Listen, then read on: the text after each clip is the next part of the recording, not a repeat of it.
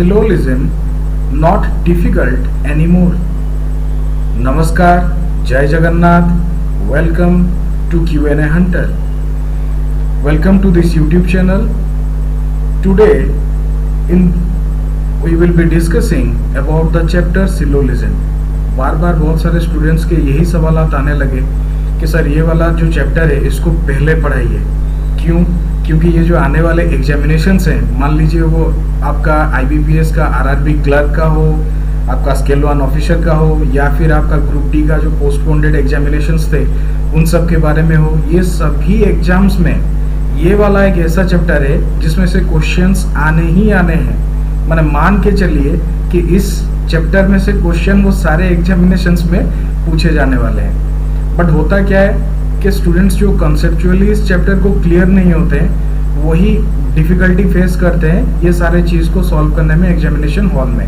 होता है ये है कि वो कंफ्यूज हो जाते हैं, जो डायग्राम ड्रॉ करने का बारी आता है वहाँ पे कंफ्यूज हो जाते हैं। तो in this class, in today's class, हम कंसेप्चुअली पूरा बेसिक्स को समझेंगे और सारा जितना हो सके डाउट सारा का सारा क्लियर करेंगे कि मन में एक भी डाउट ना रहे, ताकि एग्जाम में फुल मार्क हम लोग अचीव कर पाएँ। तो first of all, question exam में कैसे आएगा, ये एक सैंपल यहाँ पे आपको शो हो रहा होगा, अभी स्लाइड्स में शो हो रहे होंगे। ये वाला जो सैंपल है, एग्जाम में बिल्कुल इसी तरीके का क्वेश्चन आपका आएगा।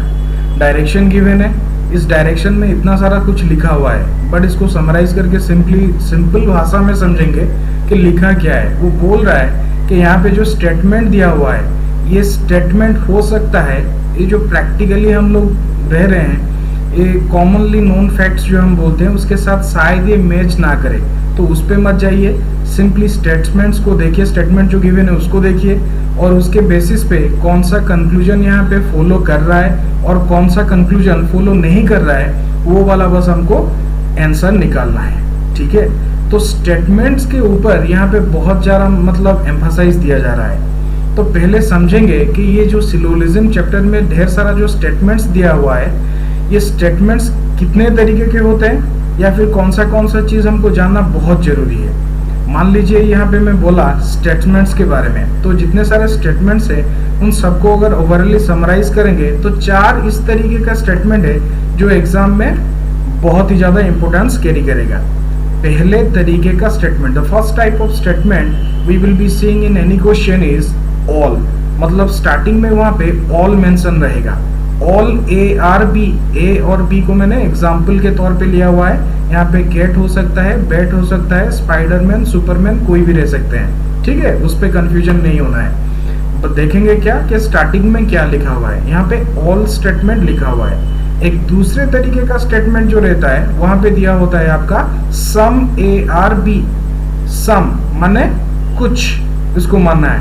ARB, सम ARB मतलब A का कुछ हिस्सा B है। इसको और भी सिंप्लीफाइड करेंगे तो कैसे समझेंगे कि A और B के बीच कुछ चीजें कॉमन है। ठीक है, बाद में उसको डिटेली बताएंगे, डायग्राम उसका कैसे ड्रॉ करेंगे, सारा सब कुछ हम लोग बताएंगे।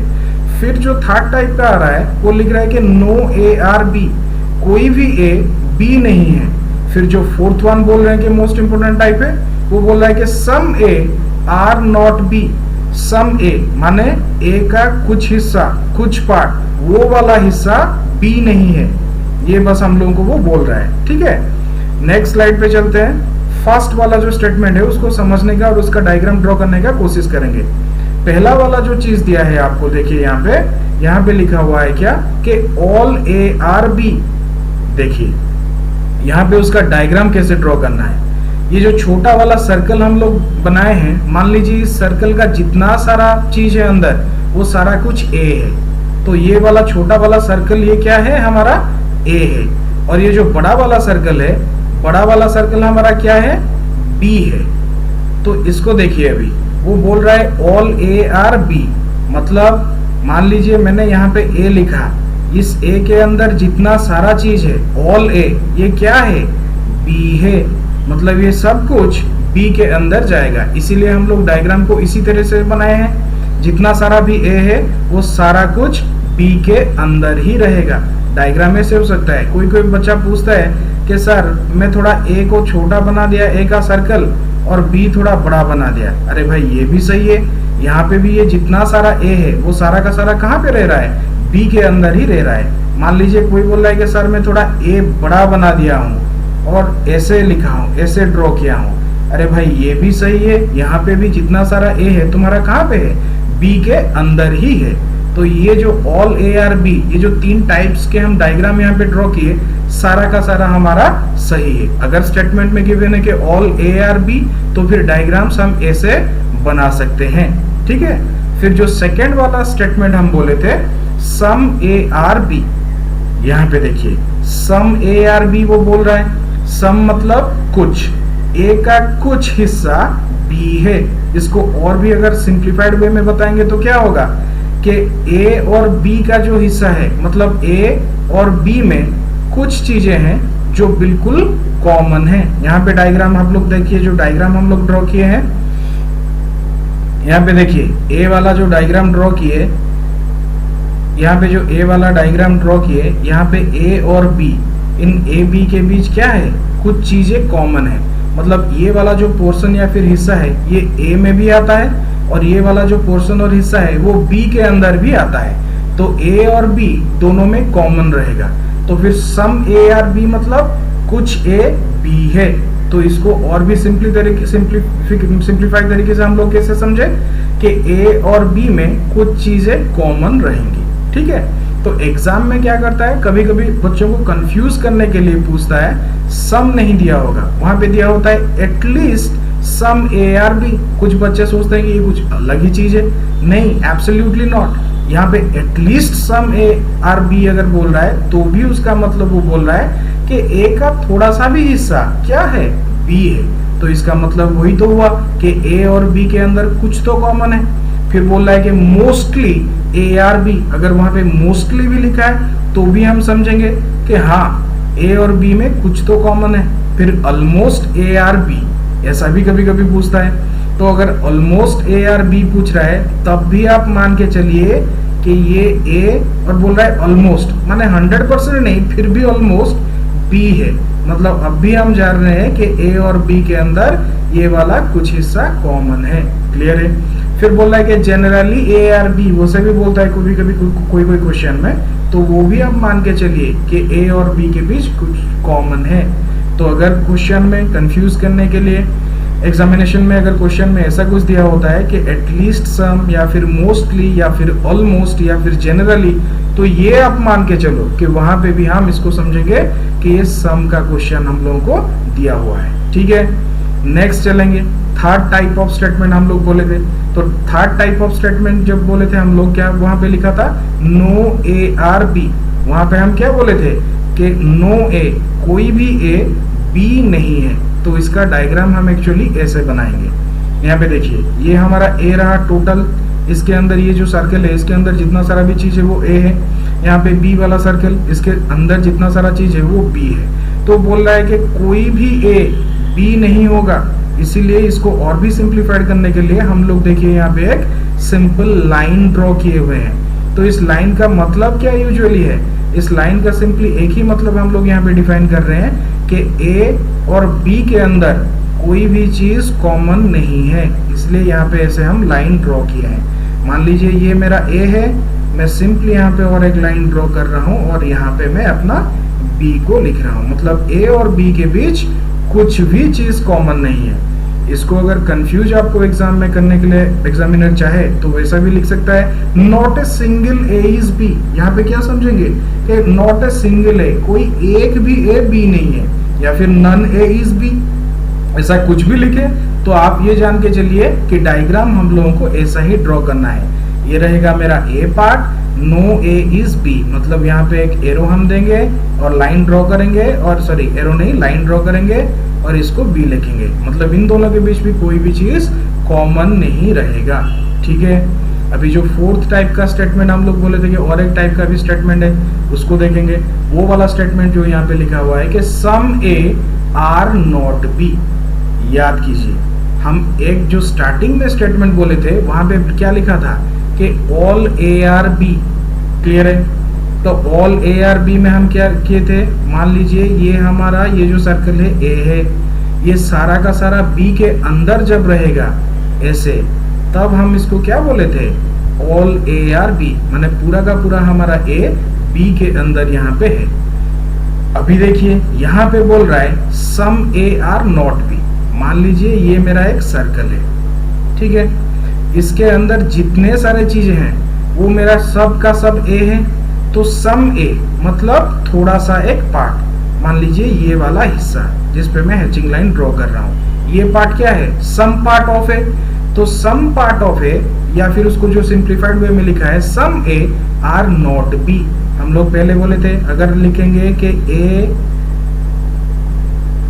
सम A is sorry all A is not B, मतलब ऑल ए के बारे में हम लोग यहाँ पे बात कर रहे थे, तो टोटल का टोटल जितना ए है वो हमारा यहाँ पे बी नहीं है, इसलिए कंप्लीटली ए और बी के बीच हम लोग यहाँ पे एक लाइन ड्रॉ किए थे। यहाँ पे क्या बोल रहा है, some A is not B.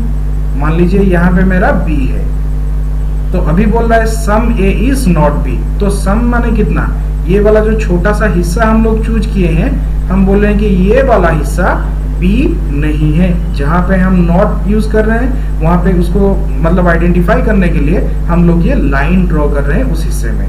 Clear है, आप लोगों को समझ में आया। अभी मान लो कोई बोलेगा कि सर आप ये वाला जो डायग्राम ड्रॉ किए इससे ये मुझे पसंद नहीं आया, मैं कोई दूसरा ही अभी डायग्राम बनाऊंगा।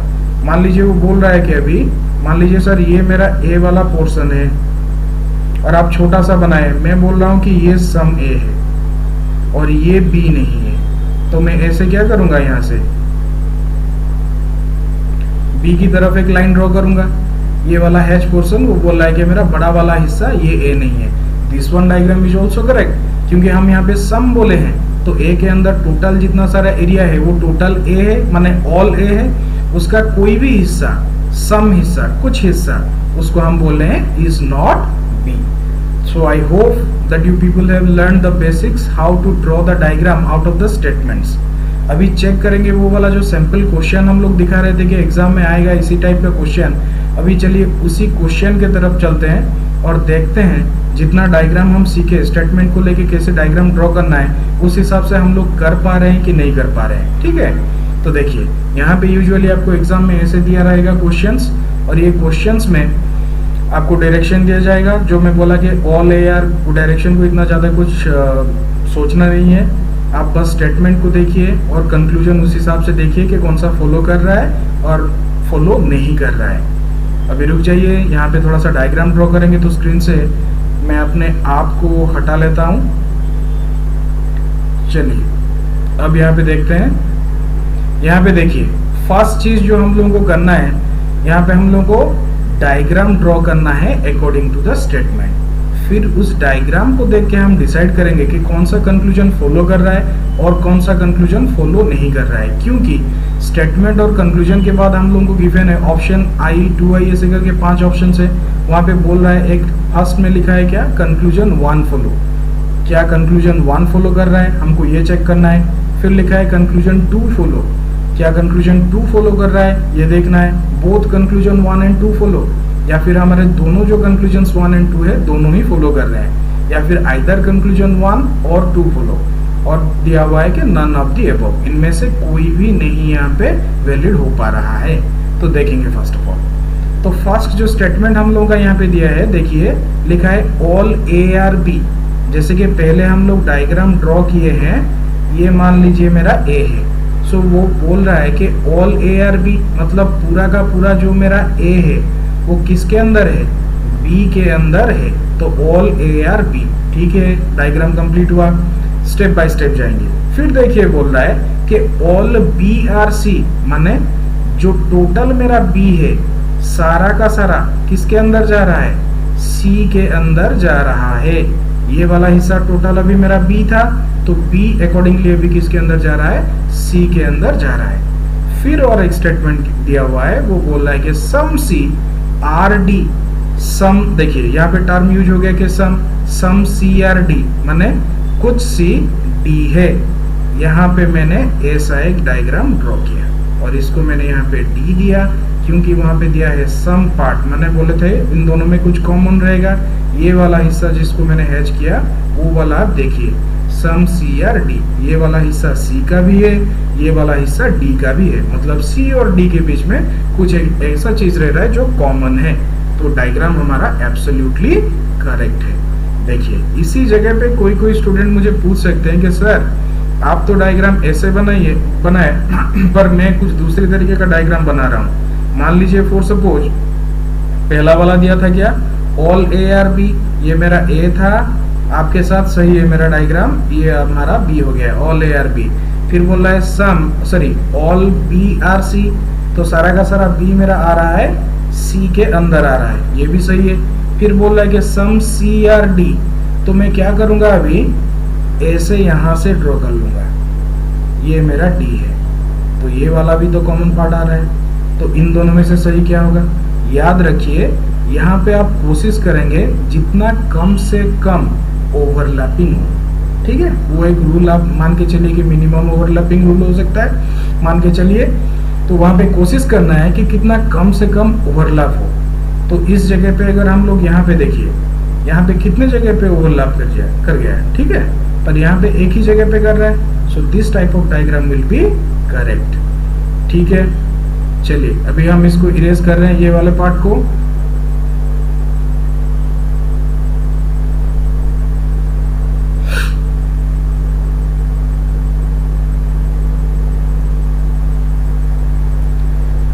अभी देखिए कंक्लूजन के पार्ट में हम लोग जाएंगे। कंक्लूजन्स में अभी देखिए डायग्राम हम ड्रॉ कर लिए अकॉर्डिंग टू द स्टेटमेंट। अभी कंक्लूजन में क्या लिखा है, ऑल ए आर सी। अभी याद कीजिए जो पहले हम स्टेटमेंट को लेके ड्रॉ किए थे, मान लीजिए एक ऑल ए आर सी, तो डायग्राम हमारा कैसा होना चाहिए, सारा का सारा ए किसके अंदर आएगा, सी के अंदर आएगा, ऑल ए आर सी। पर यहाँ पे देखिए वैसा ही डायग्राम है क्या, यहाँ पे हमारा ये ए है, किसके अंदर आ रहा है, सी के अंदर ही है, तो फिर मान लीजिए ये वाला हमारा क्या हुआ, करेक्ट, या फिर ट्रू बोल सकते हैं, या फिर फॉलो कर रहा है, ये कंक्लूजन। नेक्स्ट देखिए लिखा है सम ए आर डी। याद कीजिए हम लोग कैसे ड्रॉ किए थे diagram, some A are B, तो यहाँ पे रहा था हमारा ए, यहाँ पे हो रहा था हमारा बी। सम है मतलब इन दोनों में कुछ तो पार्ट कॉमन है। यहाँ पे लिखा है सम ए आर डी, यहाँ पे देखिए ए इस जगह पे है और डी इस जगह पे है, ए और डी में कुछ कॉमन है क्या, नहीं है, तो फिर यहाँ पे क्या हो रहा है कि ये फॉलो नहीं कर रहा है, ये वाला जो कंक्लूजन है according to the statement it is not following. तो यहाँ पे कौन सा कंक्लूजन फॉलो कर रहा है, पहला वाला कंक्लूजन फॉलो कर रहा है, तो यहाँ पे आंसर क्या होगा, this one will be your answer, that conclusion one follow. I hope आप लोगों को समझ में आ रहा होगा कि इसको सॉल्व एक्चुअली कैसे करना है, इस टाइप के क्वेश्चन।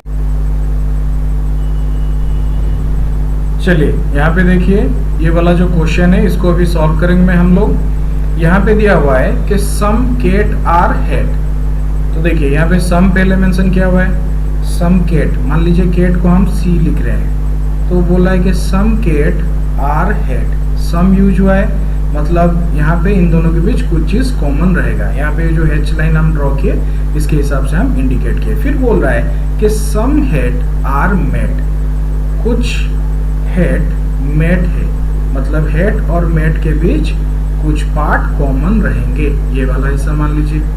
फिर बोल रहा है कि ऑल मेट आर रेड, जो पूरा का पूरा मेट है, सारा मेट क्या है, रेड है, तो ये ऐसे हम लोग इसको ड्रॉ कर सकते हैं, ये पूरा का पूरा मेट क्या है, रेड है, हम लोग इनिशियल लेटर के हिसाब से इसे मेंशन किए हुए हैं, ठीक है।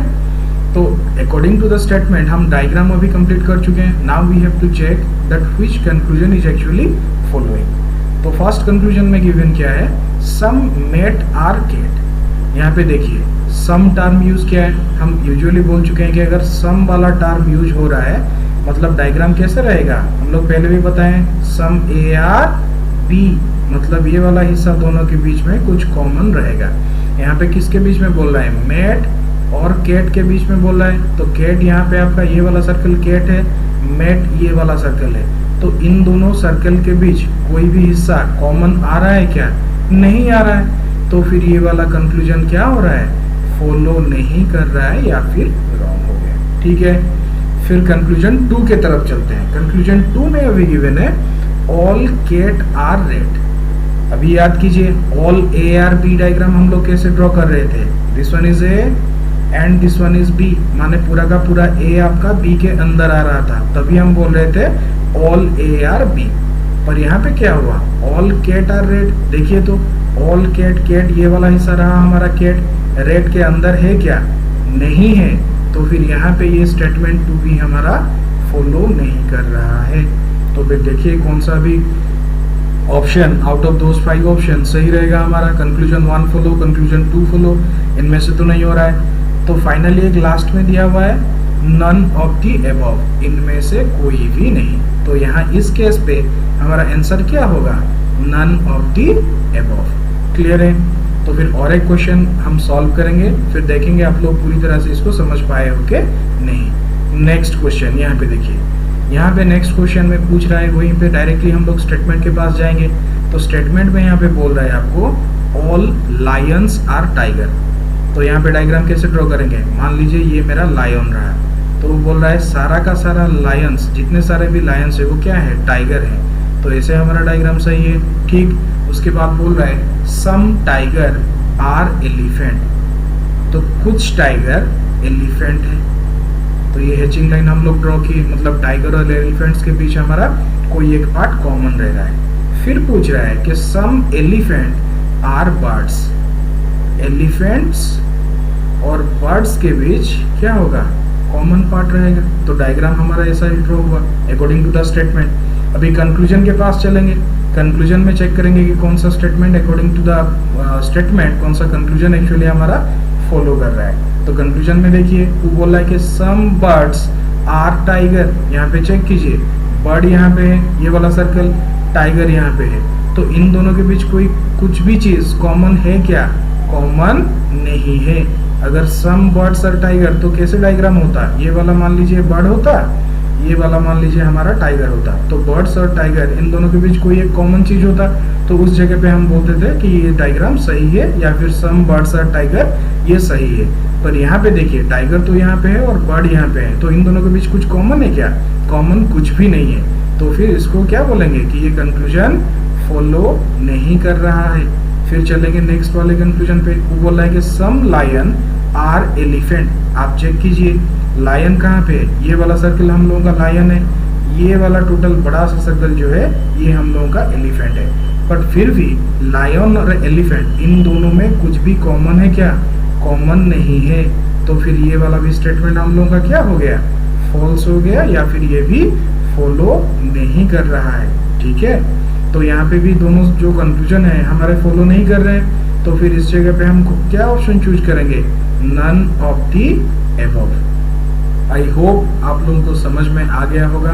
ये बेसिक्स है, ये क्लास 1 है, जो पहला पार्ट है सिलोजिज्म का, ये हम डिस्कस कर रहे हैं। ये वाले क्लास पे मान लीजिए यहाँ पे ऑप्शन ए हम जो क्वेश्चन डिस्कस किए थे, option A was it sensor, तो वहाँ पे हम मान लीजिए कंक्लूजन 1 को चूज करते। जब ऑप्शन 2 सही होता तो 2 को चूज करते। अगर दोनों ही सही होते तो both the conclusion 1 and 2 follow, ये वाले को चूज करते। बट यहाँ पे जितने सारे क्वेश्चन हम डिस्कस किए वे सब कोई केस आया नहीं है। यहाँ पे एक जो स्पेशल केस रुक जा रहा है, यहाँ पे लिखा है कि आइदर कंडीशन 1 और कंडीशन 2 फॉलो। ये वाले के बारे में नेक्स्ट क्लास में हम लोग डिस्कस करेंगे। आई होप कि ये वाला क्लास आप लोगों को अच्छा लगा होगा, आप लोग समझ पाए होंगे बेसिक्स के बारे में।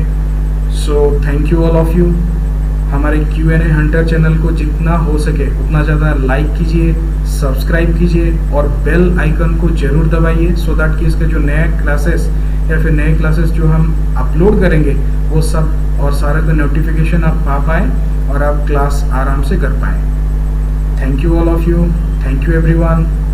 जय जगन्नाथ, नमस्कार, stay fit, stay well and stay away from coronavirus and do always wear a mask. Thank you everyone.